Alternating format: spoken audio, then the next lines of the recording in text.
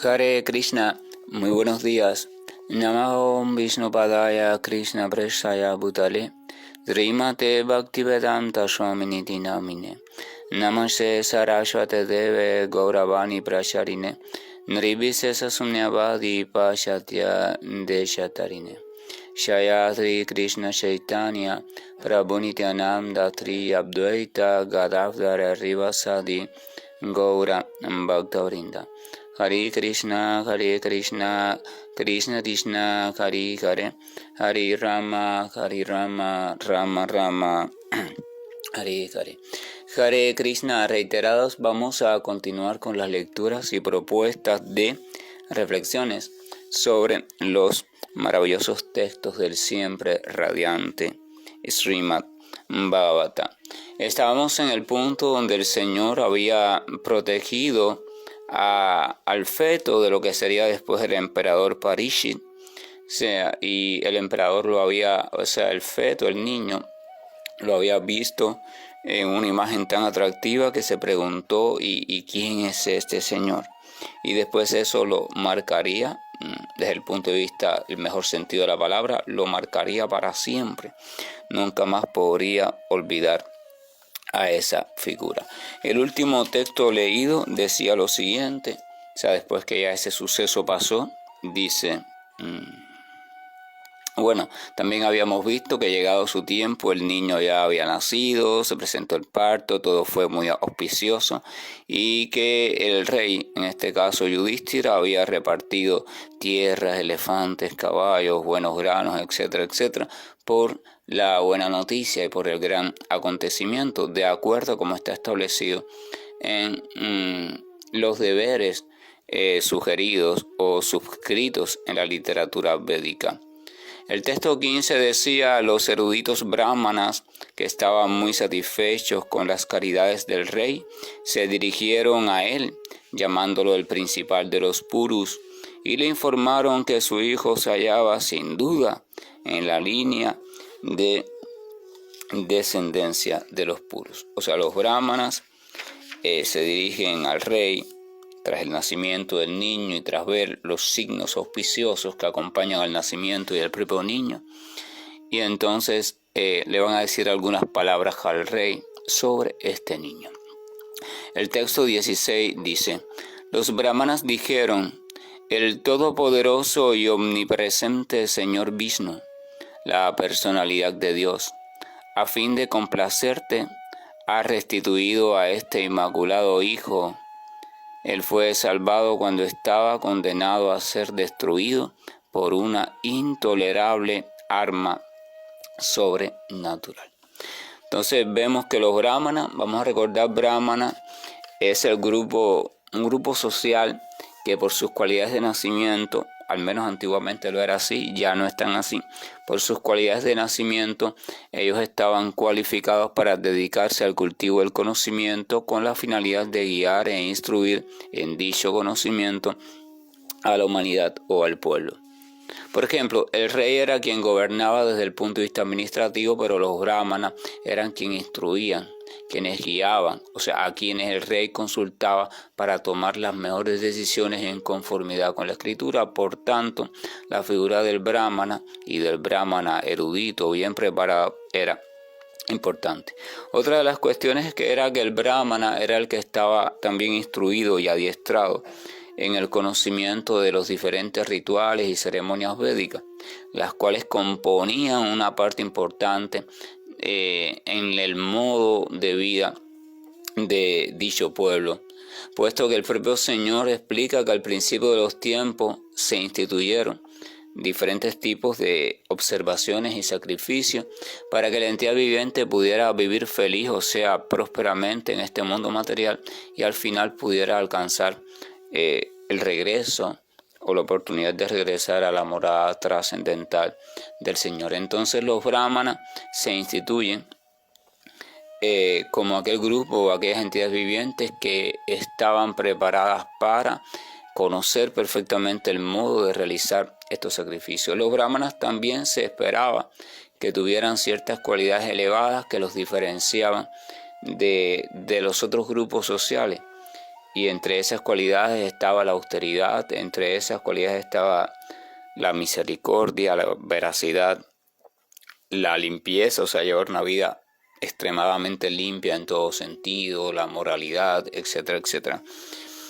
Al principio de mi explicación decía que ya no están así porque, por desgracia y por un fenómeno natural humano, se siguió cultivando, sobre todo en la India, la tradición de descendencia y ascendencia. O sea, una familia de brahmanas, nació un hijo, este hijo varón, entonces ya era brahmana por nacimiento.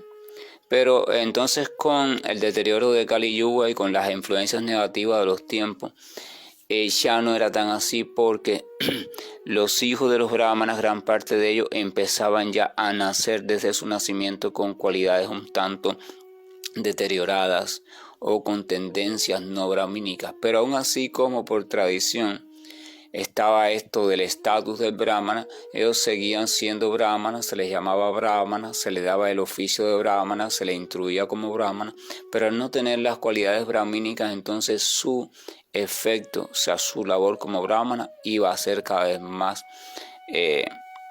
poco efectiva o poco eficiente, y así la línea brahmínica o la tradición brahmínica se ha ido deteriorando progresivamente en Kali Yuga. Por eso es que la realización de sacrificios dejó de ser, dicho por las propias escrituras, dejaría de ser el método prescrito para la purificación humana. O sea, porque la realización de sacrificio, a pesar de que fue instaurada por el propio Señor, requiere, por supuesto, de la participación de brahmanas muy cualificados. Imagínense ustedes, primero eso, se requiere de la participación de varios brahmanas muy cualificados, que cada uno de ellos se encargara de una sección, o sea, de una actividad específica del sacrificio. Uno, de dirigir los mantras adecuados en el momento adecuado, el ritmo adecuado, la melodía adecuada y el estado de conciencia adecuado para que esos mantras pudieran funcionar, porque si no, no funcionaban con el resultado esperado.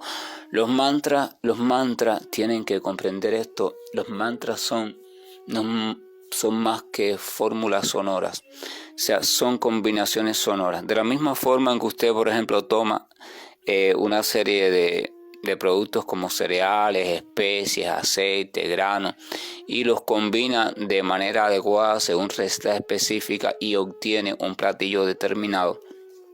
De esa misma forma, cuando se combinan diferentes tipos de sonido en un estado mental determinado y también en un estado de emoción determinada, entonces siempre va a haber un resultado en un plano sutil, porque el sonido se encuentra en un plano sutil. O sea, el sonido es la barrera desde el punto de vista védico entre el plano sutil de la mente y el plano objetivo o el plano burdo, que empieza por éter, aire, fuego, agua y tierra. El sonido está entonces en el margen. El sonido puede filtrarse al plano sutil y el sonido puede filtrarse al inicio del plano burdo. Por tanto, eso quiere decir que hay sonidos que solamente tienen resonancia, hay fórmulas sonoras que solamente tienen resonancia o existencia, solamente tienen efecto en el plano burdo. Algunas en el plano más denso del plano burdo, o sea, solamente resuenan a nivel de lo más denso, del elemento tierra, elemento agua, algunos, otros un poquito al elemento fuego, otros un poquito al elemento aire, otros llegan a resonar en el elemento éter, pero hay fórmulas de sonido y sonidos específicos que llegan entonces a trascender el éter y se filtran en lo que conocemos como el plano de conciencia mental o el plano de la mente, y entonces allí pueden provocar ciertos efectos. Estos efectos significan que comienzan a transformar la realidad mental, es decir, tanto a nivel personal como a nivel colectivo, son capaces de crear una nueva realidad sutil que también, si se hace de la manera adecuada, después se puede traspolar, o sea, se puede manifestar en los elementos burdos, o sea, se puede hacer visible y se puede hacer experimentable. Entonces los mantras védicos eran una especie de fórmulas sonoras que cada una de ellas daban un resultado específico, pero así como cuando usted varía la cantidad de un ingrediente o no tiene en cuenta la calidad de ese ingrediente, el resultado no es el mismo, lo mismo sucede con los mantras.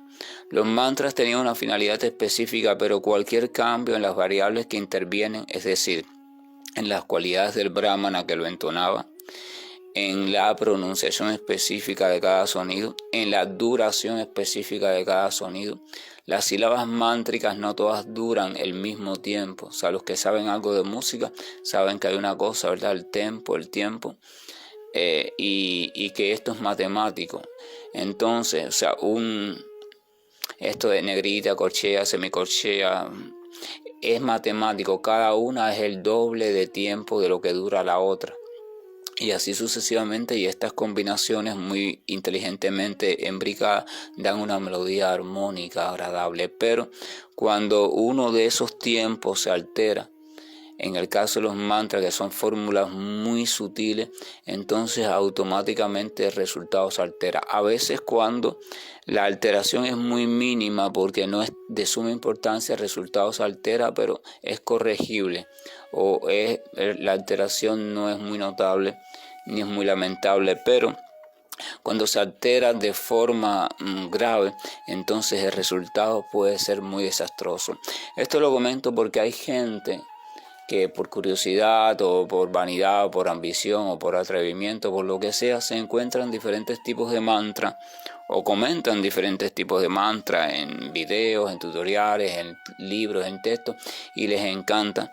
Leen el resultado, este mantra sirve para tal cosa, y entonces les encanta aventurarse en el mantra, a cantarlo, a recitarlo, y ingenuamente no saben ni siquiera lo que están haciendo, en el sentido de que no tienen la menor idea de qué es lo que están provocando. Hay mantras menos importantes, pero hay mantras muy importantes que van a cuestiones muy nucleares de la existencia sutil y que a largo o corto o largo plazo van a provocar un determinado efecto que, debido a que se está practicando sin la guía adecuada, muy pocas veces va a corresponder con el efecto que el mantra realmente puede provocar. Entonces hay tantas cuestiones. Entonces los sacrificios se necesitaba primero brahmanas cualificados, con todas las características brahmínicas presentes, con conocimiento, o sea, que se ocuparan bien. Otros eran los encargados de encender el fuego de sacrificio. Debe saberse, por ejemplo, que en esta creación, cada elemento que existe está regido por una personalidad determinada, o sea, por un tipo de conciencia determinada. En los planos de conciencia superiores o planos de conciencia sutiles muy elevados, existen personalidades lúcidas, que son las personalidades que se encargan de regir el funcionamiento en determinada área, conocida también como los devas, o traducido al español por Prabhupada como los semidioses. En los sacrificios, los brahmanas tenían que ser tan duchos que tenían que primero invocar y convocar la presencia, o sea, invitar a todos los semidioses importantes que participan en la armonía del funcionamiento del universo material. O sea, todos tenían que responder, o sea, que presentarse, que hacerse manifiestos en el lugar de sacrificio. Y todo esto debido a que los mantras que ellos entonaran, así como también las ofrendas que hicieran, fueran dando satisfacción a cada una de esas grandes personalidades.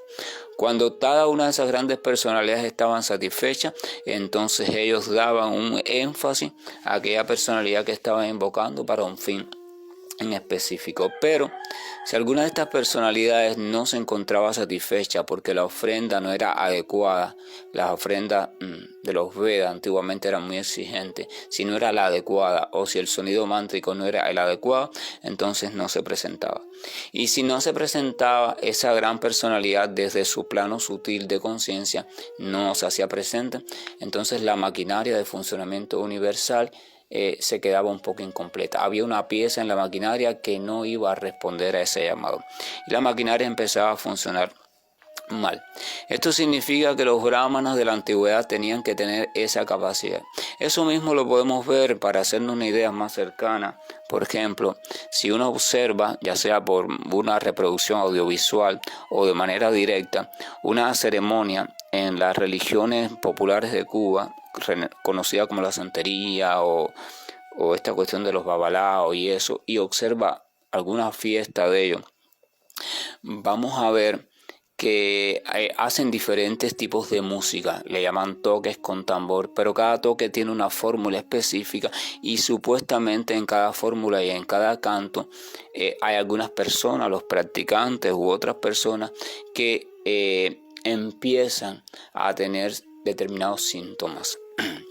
Algunos simplemente en apariencia, otros más reales, otros más psíquicos, otros menos psíquicos, y supuestamente esos síntomas en su connotación ideal deberían ser muestras de que una personalidad superior, a lo que ellos le llaman deidad, está tomando posesión, está haciéndose presente a través de ese practicante en específico que está manifestando los símbolos y los síntomas, y a través de ese practicante supuestamente va a manifestar sus designios, sus predicciones o lo que sea.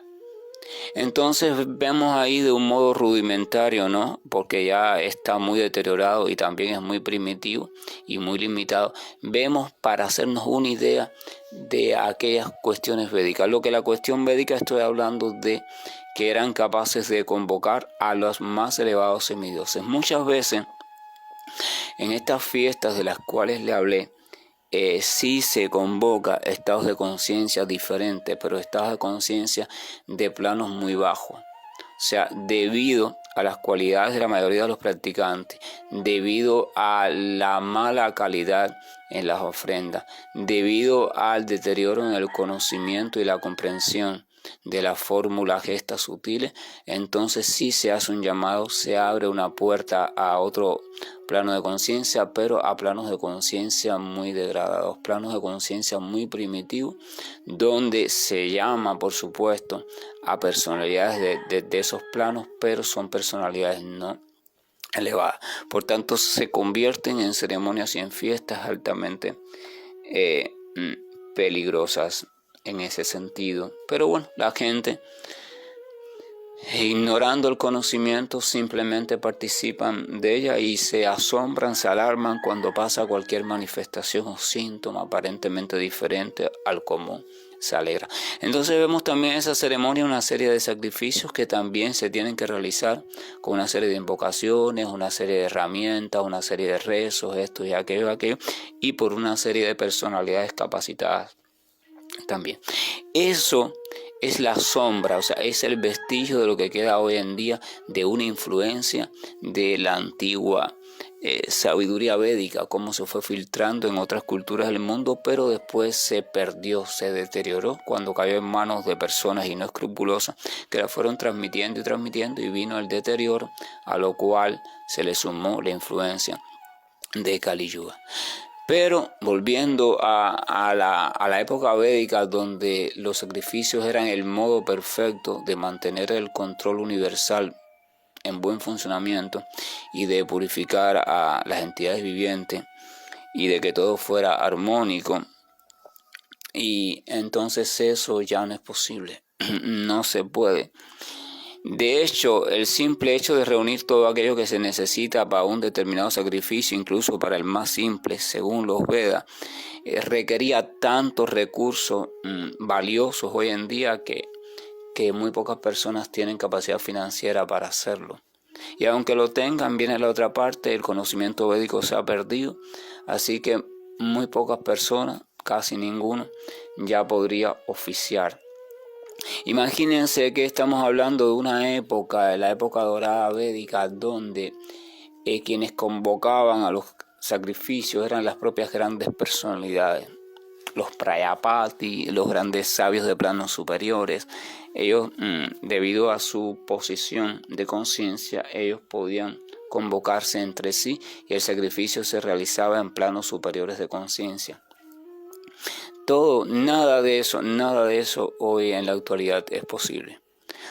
Aún así, por supuesto, el ser humano, por su propia tendencia de conservación mecánica, sigue insistiendo en los sacrificios, los sacrificios. Entonces, todas las fórmulas que realiza, aunque realice algunas que se parezcan a las fórmulas antiguas, ya todas tienen las variables alteradas. El resultado, por supuesto, va a ser un desastre creciente. Entonces acá vamos a volver, porque entré a ese tema porque es un tema importante que tengamos en cuenta, porque a partir de ahí vamos a comprender también por qué las escrituras preestablecen para Kali Yuga como sacrificio completo o como único sacrificio aceptable la glorificación de los santos nombres de Dios. Precisamente porque los otros sacrificios no pueden ya funcionar de manera adecuada, ni hay quien los haga funcionar de modo adecuado tampoco. Y hay que tener en cuenta eso, hay que ganar. Sin embargo, cuando uno glorifica los santos nombres del Señor y lo va haciendo de un modo adecuado, progresivamente se va purificando cada vez más, se debe entender que allí están reunidos todos los sacrificios. Todos los sacrificios que antiguamente se registraron en los Vedas, y los registró Vyasadeva en los Vedas, y así los instruyó, que eran incontables, todos están reunidos, o sea, sus efectos están reunidos en la glorificación de Dios. Si uno llega a glorificar al Señor Supremo con una fe perfecta y con un corazón completamente purificado por el amor hacia Él, entonces debe comprenderse que uno está realizando en un solo sacrificio la perfección de todos los sacrificios. Ninguno de los sacrificios por separado de la cultura védica daba como resultado el resultado que da ese sacrificio del canto de los santos nombres con fe perfecta y corazón purificado, porque el resultado de ese sacrificio es prema, amor puro por Dios. Ningún sacrificio védico, si alguno de ustedes o alguna de ustedes es dada a la cultura védica y tiene algún conocimiento sobre ella, pueden buscar e investigar, pueden ir al Rig Veda, al Yajurveda, y pueden consultar lo que queda allá de esos textos que se han perdido también en el tiempo, para que vean que no hay ningún sacrificio que pueda garantizar y pueda dar como resultado el amor por Dios, porque los sacrificios de los Vedas, todos y absolutamente todos, son para dar reacciones fruitivas, o sea, frutos materiales, ya sean burdos o sutiles. Buena salud, buena familia, buena esposa, buen esposo, riqueza, prosperidad, vencer sobre los enemigos, poseer grandes posesiones de tierra o extensiones de tierra, aprender a dominar sobre la mente de las personas, a aprender a sanar enfermos, convocar a los astros para que hagan los movimientos que usted quiera, de tener esto, de tener aquello, hacer que las aguas se formen, hacer que los vientos soplen, etcétera, etcétera, o alcanzar un conocimiento profundo, cómo funciona esto, todos eran para obtener resultados burdos o sutiles, pero todos dentro del plano de conciencia material. No existe ni siquiera un solo ritual védico o sacrificio védico que fuera para alcanzar un resultado completamente espiritual. Porque los Vedas están diseñados precisamente para el mundo material, para la transformación en el mundo material, para transformar nuestra vida, precisamente purificarla, liberarse de la influencia material, y después era que venía la comprensión espiritual. En el mundo espiritual no existe tal cosa como los rituales védicos, sacrificios védicos, porque no es necesario. Entonces, sin embargo, el canto de los santos nombres, glorificación de los santos nombres y el servicio devocional realizado de manera correcta nos da un obsequio único, que es un pasadizo directo hacia el cultivo de prema a su debido tiempo. Eso quiere decir que aún las personalidades más elevadas del mundo material, o sea, Brahman y todas esas grandes personalidades, están, por decirlo así en el buen sentido de la palabra, envidiosos de nosotros, porque nosotros, los habitantes de esta era, estamos teniendo la oportunidad de poder cantar los santos nombres del Señor Supremo, del Señor Supremo. Y estamos teniendo también la bendición y el amparo del Señor Chaitanya, que inició el movimiento de Sankirtana por todo el universo material, precisamente para abrir una era, un margen específico, como un portal, una puerta, para que aquella criatura que se diera cuenta y fuera lo suficientemente humilde e inteligente al mismo tiempo, se entregara a ese sacrificio perfecto. Bhagavad Gita explica que no se puede vivir en este mundo de manera armónica y de manera correcta sin hacer sacrificio, pues ni el propio cuerpo se puede mantener sin actividad y sin sacrificio. Por tanto, hay una cuota necesaria e imprescindible de sacrificio que la entidad viviente puede hacer. Entonces, el Señor Chaitanya está diciendo, mira, de todos los sacrificios, este es el perfecto. O sea, convierte cada una de tus actividades en glorificación al Señor, en glorificación a su nombre, y ese es el sacrificio perfecto. Ahí tienes el resultado de todos los sacrificios. Todos los rituales, todos los baños, cualquier cosa que puedan reunir, nunca va a alcanzar el nivel de excelencia que tiene el sacrificio de la glorificación de los santos nombres cuando, repito, se llega a realizar sin ofensa, libre de ofensas, libre de contaminación. Por tanto, es necesario un periodo previo que puede ser más largo, más corto, de purificación. En ese periodo es necesario las regulaciones, es necesaria las transformaciones, es necesario el aprender el servicio devocional, es necesario la obediencia, es necesario el maestro, es necesario todo. Es verdad que en el estado de perfección nada de eso es necesario, pero pensar que uno está en el estado de perfección sin estarlo, entonces es un error, porque entonces dejas todo lo demás, tampoco estás en el estado de perfección y no vas a llegar a ningún lado. Es necesario adherirse a algún tipo de fórmula que ya esté comprobada y ser disciplinado conforme a ella y esperar pacientemente el resultado. Esa es la cuestión. Entonces, cuidado con los mantras. Los mantras, estábamos diciendo, son fórmulas muy sutiles. Por ejemplo, cuando usted se va liberando de la influencia de los sentidos y usted se sitúa en un plano de sustancia puramente mental, usted se va a dar cuenta que allí, a diferencia del plano burdo material, el más mínimo de los movimientos, la más mínima fluctuación en su pensamiento provoca una realidad inmediata, que se diluye, por supuesto, porque no es lo suficientemente intensa como para manifestarse físicamente. Si fuese lo suficientemente intensa, usted lograría que se manifestara físicamente en menor o mayor tiempo. Pero el punto es la más mínima fluctuación. Por eso es que es el sonido el único de los elementos materiales burdos que puede provocar un cambio allí. El fuego no puede entrar al campo mental, la tierra, el agua, nada de eso. El sonido es lo único que puede hacerlo. Pero entonces que ese sonido tiene que ser ensamblado, armonizado, tiene que ser realizado, combinado de manera muy sabia, porque cuando usted emite ciertos sonidos, usted puede ver que en el plano mental se conforman ciertos estímulos, realidades, con determinadas cualidades. Si usted no tiene, primero, el conocimiento sobre el sonido y segundo, si no tiene la capacidad estética, por decirlo así, de hacer creaciones buenas, creaciones bonitas, armónicas, maravillosas, entonces usted va a ser como una tormenta en el plano mental. A veces las tormentas se forman, ¿verdad? Porque diferentes nubes o cúmulos de agua y diferentes corrientes de aire se encuentran de manera no armónica y eso da lugar a una tormenta, algo muy desastroso.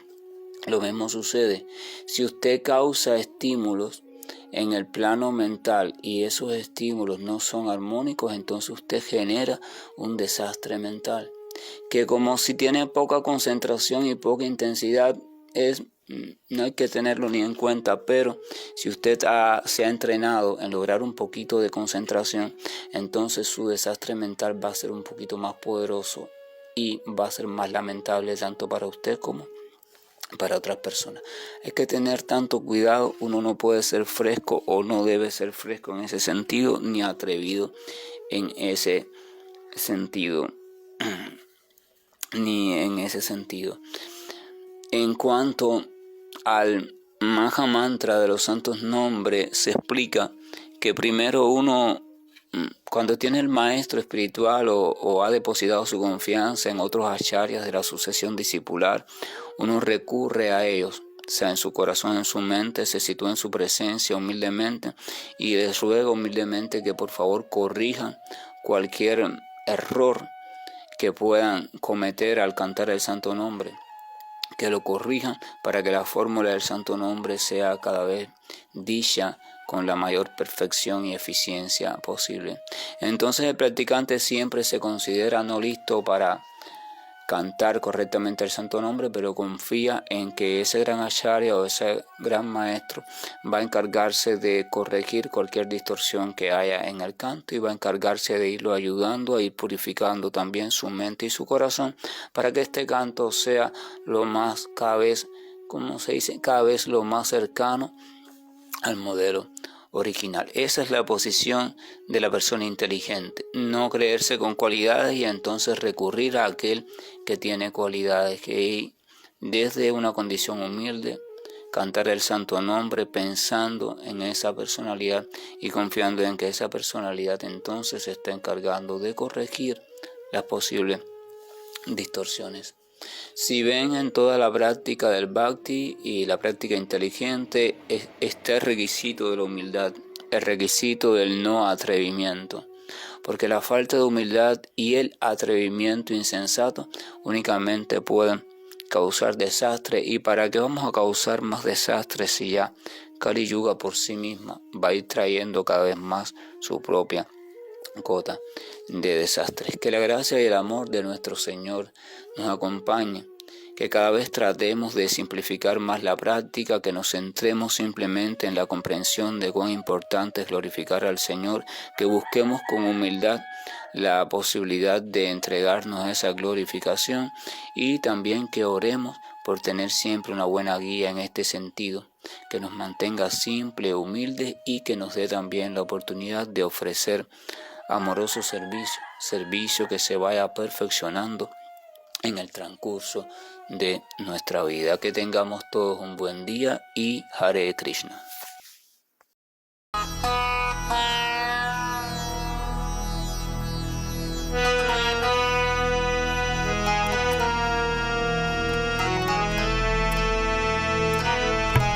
Namo Vishnupadaya Krishna Prestaya Bhutale Bhaktivedanta Swami Nichinamine Namaste Sarasvati Devam Gauravani Pracharini Nirvishesha Shunyavadi Vasacha Deshatarini